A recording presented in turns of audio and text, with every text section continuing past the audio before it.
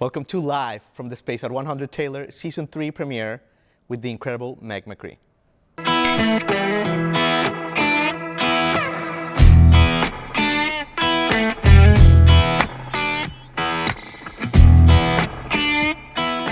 Meg, how are you? I'm wonderful. You know, I'm so happy to be here with you. It's amazing, Meg. When I first met you, I didn't know how talented you were. I just remember being mesmerized by your energy and your soul, and everybody loved you. And I was like, what a great human. And that was like my first impression of you, really. Well, that's how I felt about you too. Amazing. Did we meet at Brits? Or where did we meet? At Brits. At the Super Bowl party? Well, no, was that somewhere before before. that? But it was around that time. But it was at Brits. Yeah. Because she had another get together? It was probably something with Brit. Yeah. That's my favorite house. But yeah, it was all about your soul first, and then I realized how talented you are and all that, and that's been a bonus. But it's so great to have you on the show, Meg. I'm happy to be here. Absolutely. So, wow, so much to talk about. Let me first take you to Sugar Hill, Georgia, right? Because that's where little Meg grew up, little nugget there, little baby. And you're 5 years old, like seriously, 5 years old. I don't even know what I was doing at 5 years old. But like, you're like listening to the radio and you like fall in love with music, right? Yep. What do you remember from this? So the story is that when I was 5 or 4.5, 5, little, I was in a booster seat in the backseat of my mom's car, and she had Fly by the Dixie Chicks and on her, in her car at all times. And one of the songs came on, there's a lot of fiddle in the Dixie Chicks, and I said, Mom, what is that? And she goes, what do you mean, what's that? And I pointed out when the fiddle started playing, and I was like, I want to do whatever that is. And she was like, okay.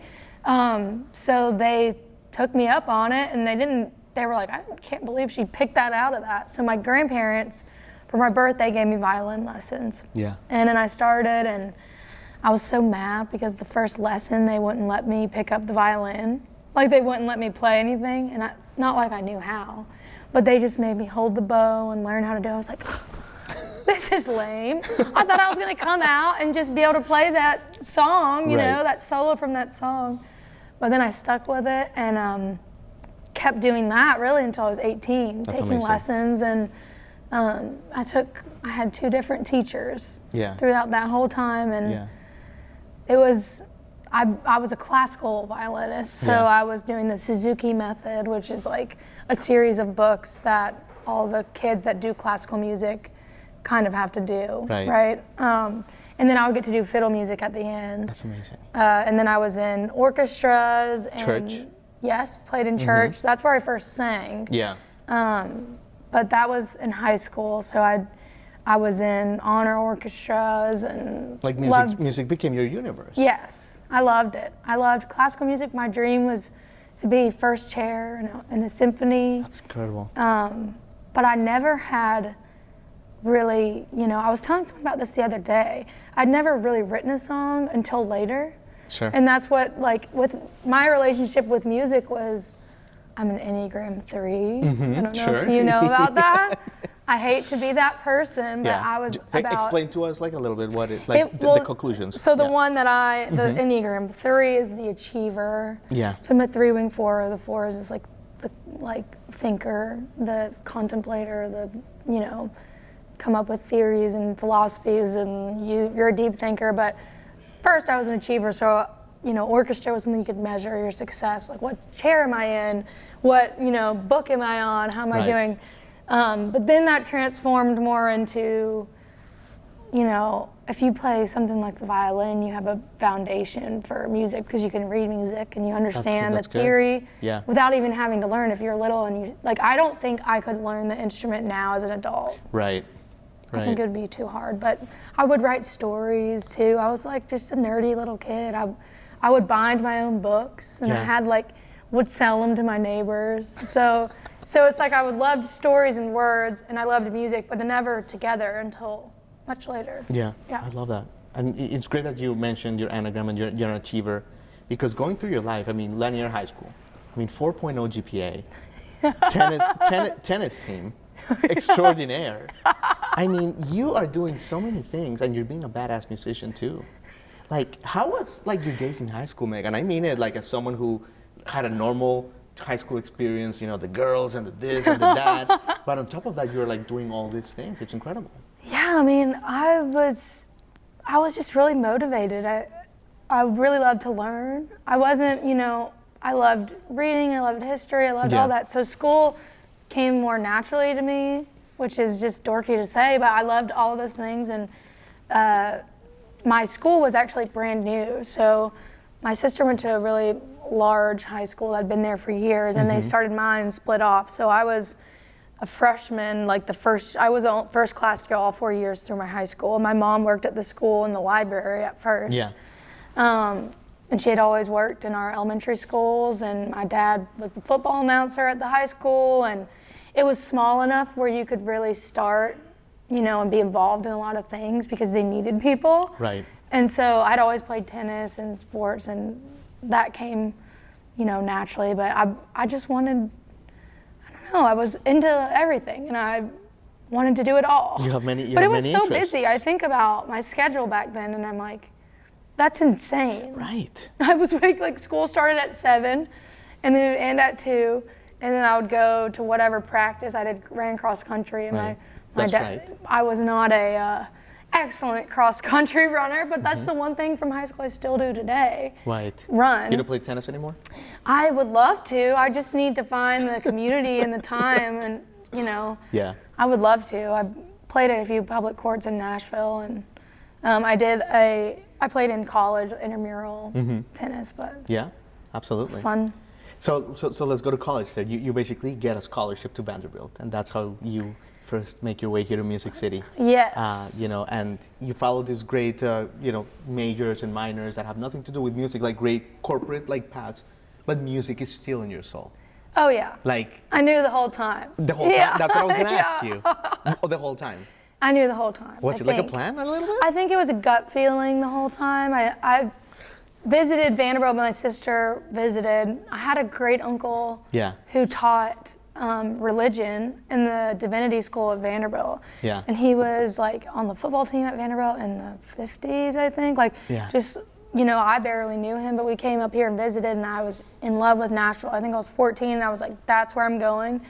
And even my sister was like, I don't know if that's the place for me, but I decided that's where I was going to go. You're like, girl, I want to go to Belcourt Taps on a Tuesday. That's the place for me. And I had no idea. My mom and I, when I was in high school and I'd visit, we would go into the Broadway honky-tonks and stuff before 8, or before a certain hour, you'd have to be 21. Okay. And my mom would buy beers and split them with me, and we would be just I was 18, Oh my God. But it was That's so fun. much fun. And we came, and I just fell in love with it. We went to the Country Music Hall of Fame, and I was just, this feels like where I belong. Yeah, it is where you belong.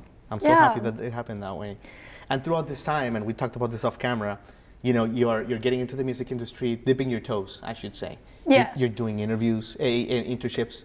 So you work at... Now I'm doing interviews. That's right. I love it. Yeah. So you go to Sony Music, you have an internship, and you're measuring, popularity of Kelsey Ballerini and Jason Aldean overseas. Yeah. And you're working at Live Nation. You're very busy with all these internships, learning, right? Yes. You must have been like a sponge with all this. I started the internship. I didn't have a car at Vanderbilt until my senior year, so I was like, well, I can walk there. I can walk from West End to 16th Avenue. So my first was at Sony Red, the distribution. Right. And then later on, I was at 30 Tigers for 40 hours a week. Red light so management. Red light over the summer in Atlanta, which is prophetic. Prophetic, yeah. But that was a classic rock arm of Red Light. So we had Styx and Don Felder and all that. So I would answer the phones at the office, and I lived at home that summer. And by the way, this explains so much. When people see you live, which are incredible live, one of the things you do is you can just play Loretta Lynn, and then all of a sudden you're playing the Doors, and you're playing the Talking Heads, and then you're playing Dolly Parton. It is just such an experience, and now I'm understanding why. Yeah, I love it all. Yeah. And I love R&B music, and I love blues and rock and roll and country, old school country, all that stuff. Yeah. But yeah, I don't know, fell in love, and 30 Tigers was cool because I was working on Purgatory. My intern project was the Tyler Childers album. Yeah. And that was awesome because I was like, I've never heard this. This is amazing. My mom still has the promo CD in her car, but I kind of got to see how, okay, on that way, how you take, a project and what is a measurement of how well it's doing, right? Like, what are the cool magazines you want to get in? What are the cool playlists you want to be on? All that. And then the semester after that, I was at SMAC, so I interned for Shane McAnally's company. And I was like, oh, you can be a songwriter. I didn't know this. I would type lyrics all day into the computer and do administrative work for a publishing company. And I had no idea any of that existed. Wow. And so it was that year that I was like, I had gone through a heartbreak and I was writing songs in my room at Towers on West End, Vanderbilt.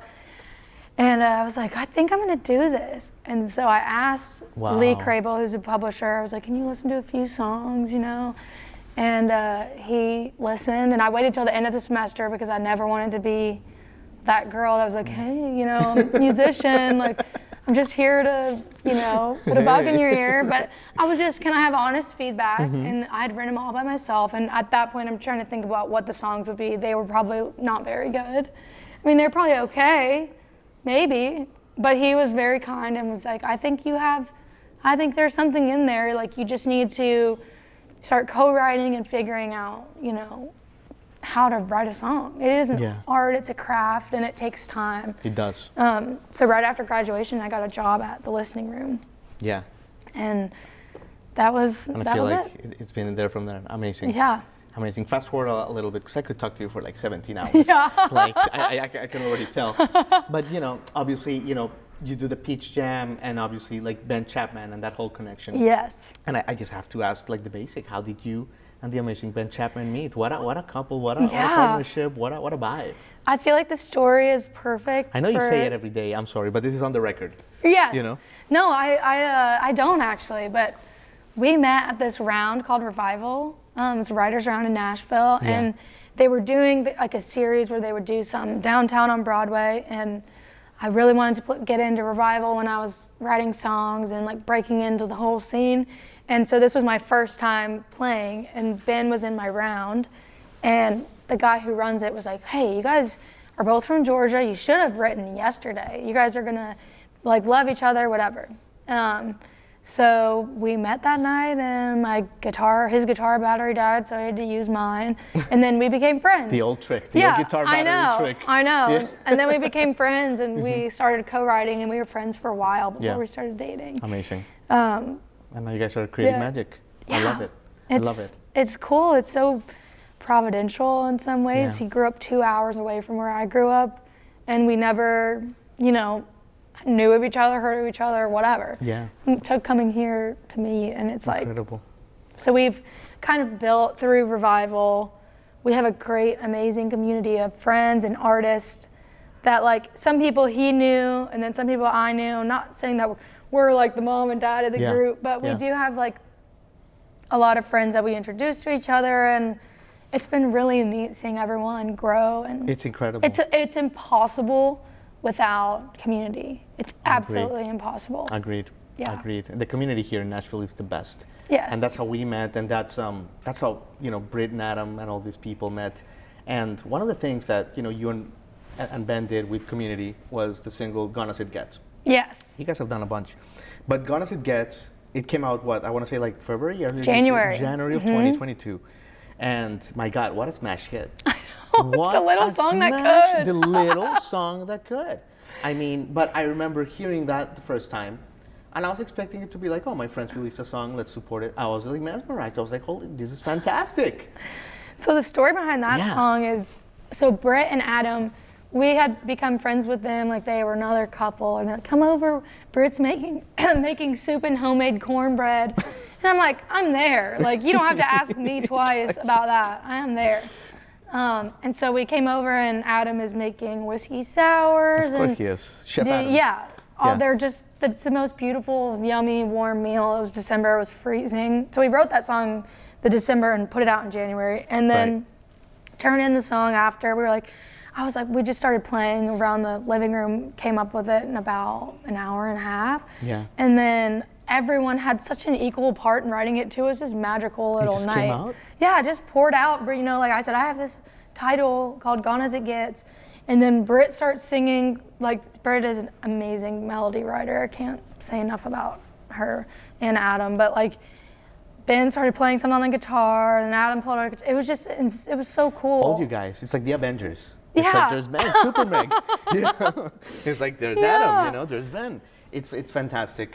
Mandolin, and then our manager heard the song and was like, why don't you guys just record this and put it out? Yeah. And I was like, I love the song. That sounds awesome. So we went to Andrew Petrov's house, who's making my project, and we did it in like an hour. Yeah.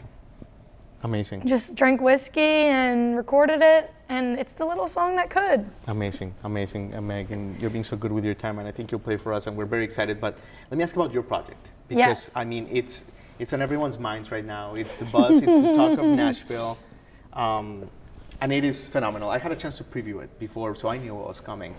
But you know, first of all, just how are you feeling? How are you feeling now that your babies are out into the world and everyone is loving them? Yeah, I mean, that's my dream. It's been my dream. I was joking. Yeah. I was like, I feel 10 months pregnant with this stuff. Like, I was like, I just feel ready to get it out into the world. And like, Right. yeah, I'm just be able to like have something to show for the last 4 years. It feels like a culmination of a lot of hard work, a lot Sure. of discovery, a lot of, you know, twists and turns, and it's just getting started. So I'm really proud of what we made. And what we're still, like, we keep recording music, and Yeah. we already have 4 songs for the next Amazing. thing in mind. And like so we started this in January. Yeah. And we just played in the studio and had fun, and we've been working on it on a rolling kind of basis, which is something I needed because I really wanted the time to play and figure out what my sound was. Yeah. Amazing, Meg. Let me leave you with this. Just the community and the beautiful team that you have behind you. It is such a beautiful, I've been lucky enough to meet everybody as separate entities, and I can attest they're all incredible souls, and they all love you very much. And I remember like when Lainey Wilson won, I believe the ACM or CMA, one of them Female of the Year, she gave you a shout out, and Mandolin Monchik, she protects you like her golden goose egg. You know, she's like this, and if you can just like talk about that team and that community that you've built behind you that is so special. Yeah, I feel so lucky that, you know, I had the time to build a team that I feel like is so on board with what I'm doing. There was no rush. There was no like, oh, I guess I'll just do this. Like, it just felt like every person that's entered the scene has been so special and served like such a unique purpose in my path. And I don't know, they're great friends. The bottom line is that. But so my first kind of segment of my team is my publisher. Yeah. And he's who introduced us to mandolin. His name is Jake Gear. Jake Gear, shout out, And so we're signed with Hillary Lindsay, who's a big songwriter, one of my heroes. And then Concord, it's a joint venture. And they just kind of got really excited. They were the first ones to see anything. Ben and I are both signed there, and they're the first ones to say, like, that is different. Yeah. And that's cool. And they took a chance on us and signed both of us, which is insane. Like, time apart, that's a whole other story. But, amazing. then met Mandolin through, Jake had sent Ben's record over. And so she came to Peach Jam, and then I had been a fan of Lainey's from afar. She's just like, she was one of those girls in town that I've always looked up to and felt like she handled her career really well. She was just classy and kind and down to earth and was supportive of other people in a cool way. And so I've always admired her. And then when it was like, oh, I want to be part of something like that. Yeah. And that's totally how it is. And it just feels like I have my best friends on my team. That's and incredible. I can't imagine working with anyone else. What a beautiful thing. What a beautiful thing, Yeah. Meg. Well, if you don't mind taking us away with a song. Yes. We'd be so honored. I mean. I would love to. I'm going to play a tune that I have been playing for quite some time in town. I'm finally putting out. It's called Stardust, and I am releasing this one in November. I'm doing an acoustic version of it. There's 2 versions, so there's an A side and a B side. Perfect. I guess I'll play it like the B side version. Whatever. Yeah, absolutely. This is Stardust.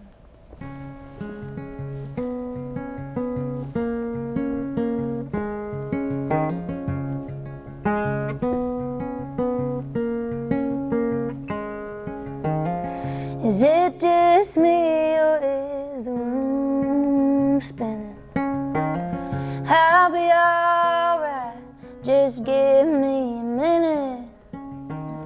My money's gone and my mind's gone with it. It's a shame.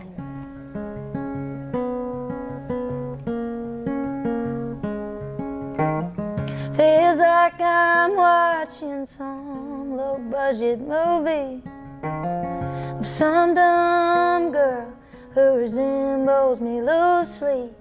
I'm yelling at the screen, telling her to leave and go on.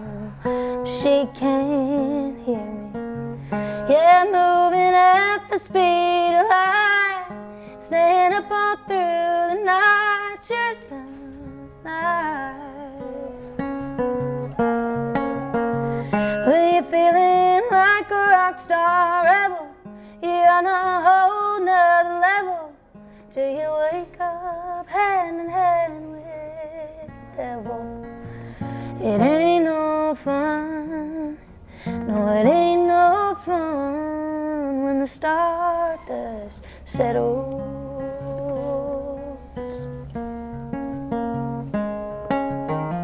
Soon everything starts losing its color. Guess there's a downside to every upper. What a funny delusion. You think the problem's a solution every time.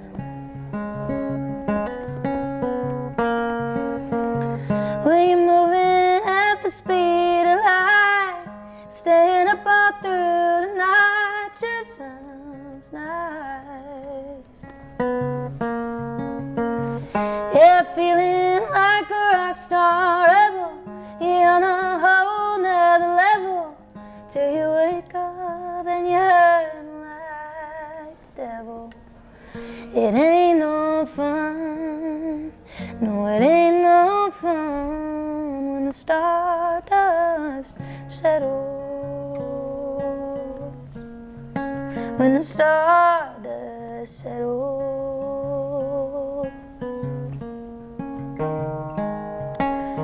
I can taste the ether. Ooh, what a fever, rolling on the lightning. Wonder if they know my secret. It ain't no fun, no, it ain't no fun when the stardust settles. When the stardust settles.